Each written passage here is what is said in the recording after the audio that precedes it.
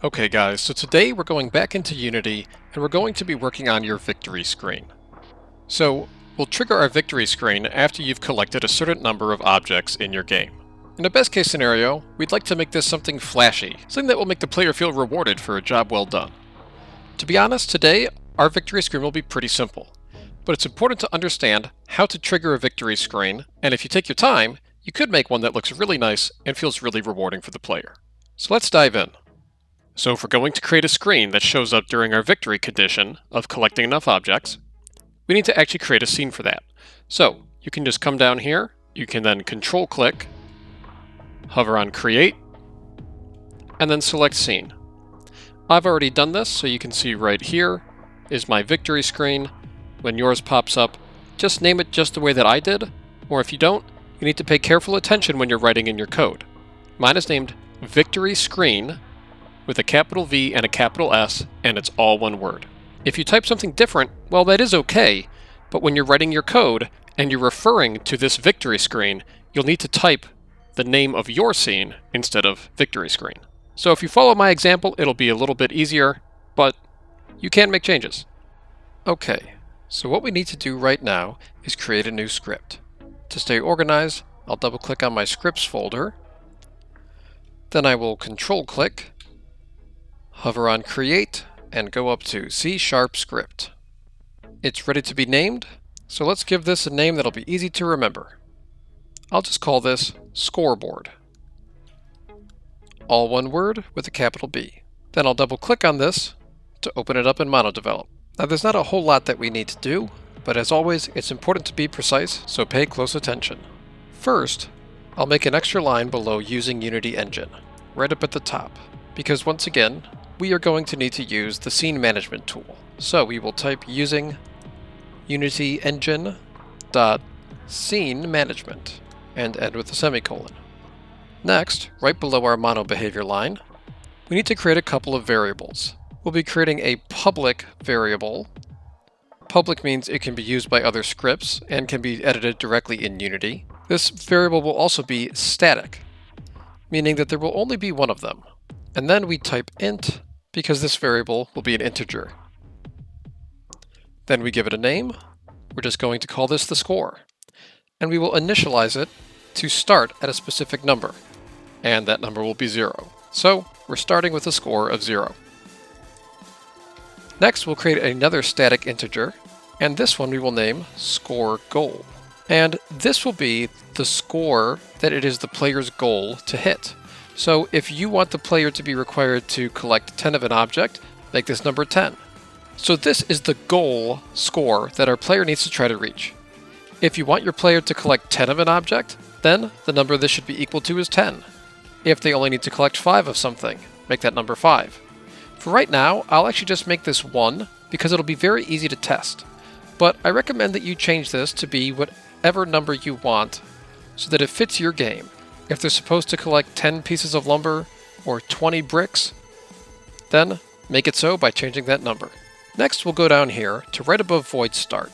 I'm going to first delete this comment. Now, comments don't really matter, but it's not going to make a lot of sense because we don't need a void start, so that comment just isn't true.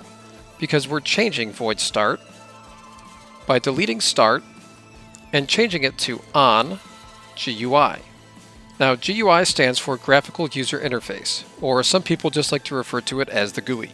So this piece of the user interface will be used to show the player what score they have. So we will simply type GUI layout dot box. Then we need some parentheses. And inside of those parentheses, we need a quotation, score, colon, space, and another quotations to close it. Then we type plus score and go outside the parentheses to end the entire line in a semicolon. What is inside of the quotations is what will actually show up as part of the player's GUI. They will see the word score and they will see a colon. And then after that, they will see whatever the actual score is in the game. Now, in our update function, we need to actually go ahead and keep track of what the score currently is.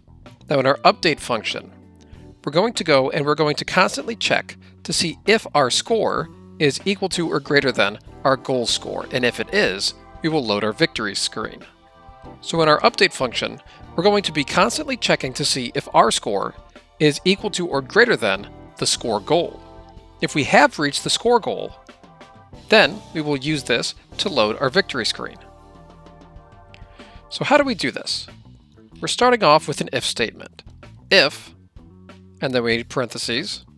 Inside of those parentheses, if the score is greater than or equal to, remember we can't use a traditional mathematical greater than or equal to sign in our code, so this is how we write it. If our score is greater than or equal to the score goal, written just the way that you set these variables up above, then we're going to do something. Now we don't need a semicolon here. We do need to go down and create 2 new curly brackets. So if our score is greater than our score goal, first we will reset the score to be equal to 0 before restarting or moving on to the next level. And then we will use the Unity Engine Scene Manager to load a scene. Now here we need parentheses. And inside of those parentheses, quotations. And inside of those quotations, we need the name of your victory screen. So if you're doing it exactly like me, you will simply title this Victory Screen, all one word, with a capital V and a capital S. If, when you made your victory screen scene, you named it something different, then you'll need this inside of the quotations to look exactly like whatever you typed in your scene name. And don't forget to end this statement with a semicolon. With that done, you can check your curly brackets and make sure that everything lines up. So far, so good on mine. So I am going to make sure that I hit File and Save. Next, I just need to take my scoreboard script. I'll click and hold on this and drag it up onto my FPS controller. And when I'm sure that I have this highlighted, I will let go and it will simply attach the script to my character controller. To check that it's there, you can click on your FPS controller and look for it in the inspector. Sure enough, there it is. Scoreboard script is attached. Okay, so at this point, we've created a script that will show us what the score is and load our victory screen when the score reaches a certain point. But what we haven't done is actually created a way to increase the score. Now to do that, instead of creating a new script, we're just going to edit a script that we already have. So we need to go into our mouse click script. I'll just double click on this to open it up. Now in here we already have a void on mouse down function, which when we click on one of our collectible objects, destroys it and plays a sound effect. We're just going to add one more thing to this on mouse down function.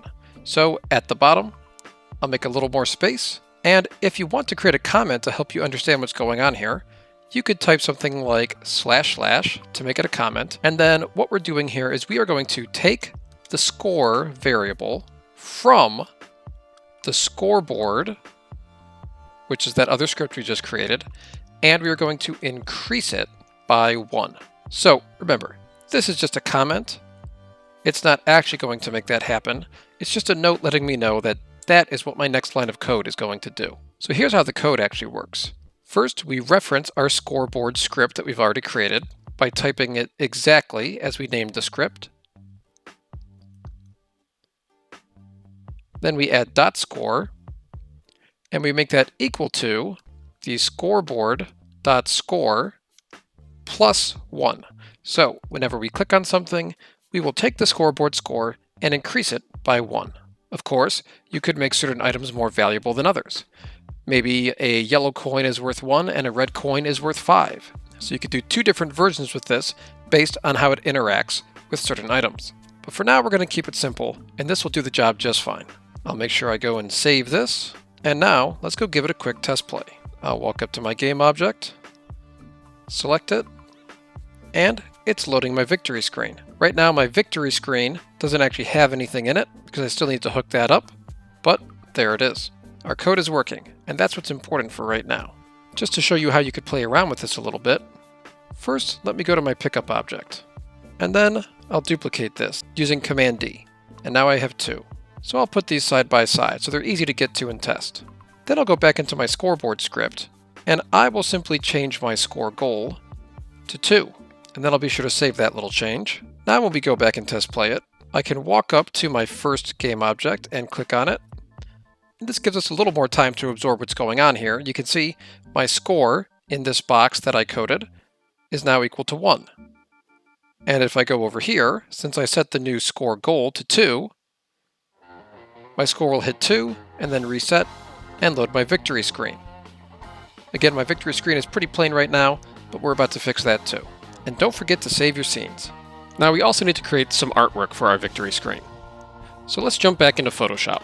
You can see that I still have my menu screen open, but you can just go to File, New, except these pixel settings aren't what we want.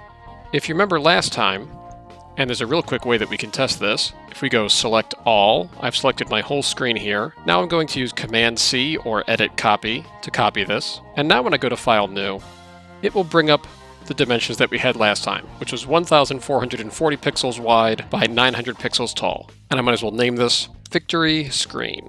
So here I've got my blank victory screen.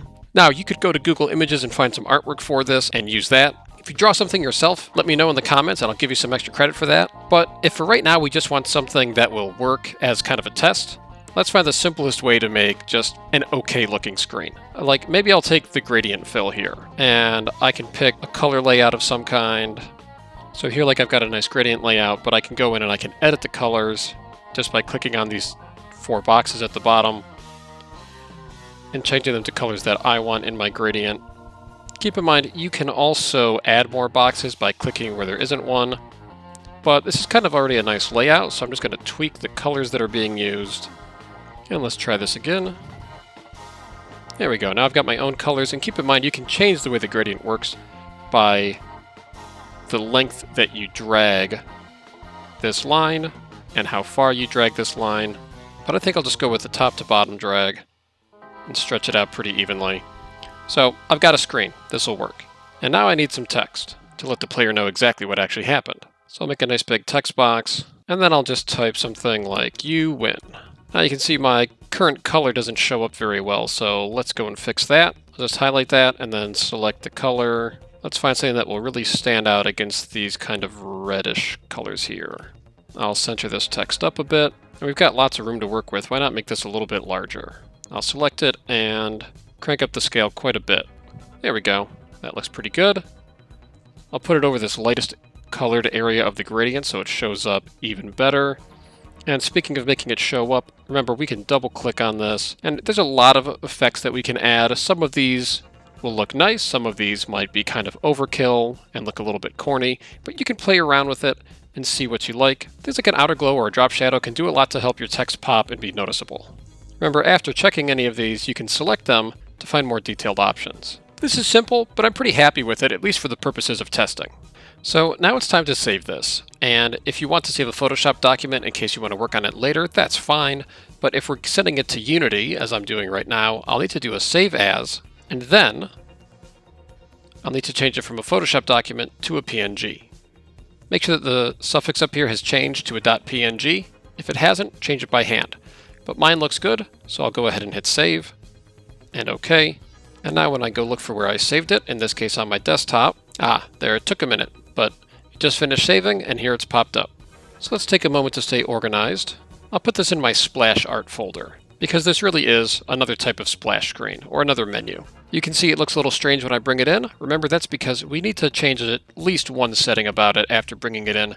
We need to go and tell it that the texture type, instead of default, should be Sprite, 2D, and UI. And then hit apply, and your image should look as you expect. Now we've already created the scene that we're going to put this in. So let's go look at our victory screen scene. Pretty empty. But if you remember what we did last time, really this is all review. We're going to click on Create or Control click in our hierarchy, and then go down to UI. And next, Canvas. In our canvas, we can simply hit Add Component and then Image. Remember, if you want to see what's going on in your canvas, just double click on it in the hierarchy and you'll see it pretty quickly. So here it is. Now the default image. Now currently we have no source image, so we know how to change that. We just go to our splash art. Let's get back to our canvas and then drag over our victory screen as our source image. Looks pretty good. So now let's go test it out with all of that put together. Now, before you do anything else, go ahead and save your scenes. And then to test this out, I'm going to go back to my original scene. So let's give this a test play. I'll go collect my 2 objects. And after getting both of them, I get my victory screen. So this is a big step. Now in the future, you could take your knowledge of how to load different scenes, and instead of loading a scene that says you win, you could load the next level. Or maybe you briefly see a victory screen, maybe you even see some statistics about how long it took you to complete the level, or how many objects you collected, how much damage you took. Most of us have seen examples of this in games that we already play. And then, it could load onto the next level, or give you options to quit the game, load the next level, replay the current level.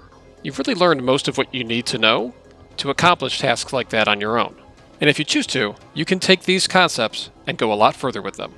Okay guys, now I know that this has been a long video, but it is your only video for the week, and because a lot of it's review, I think that you can handle this. So, get this done, take a screenshot of how your victory screen looks, and share it with us in Schoology. Alright, good luck and have fun.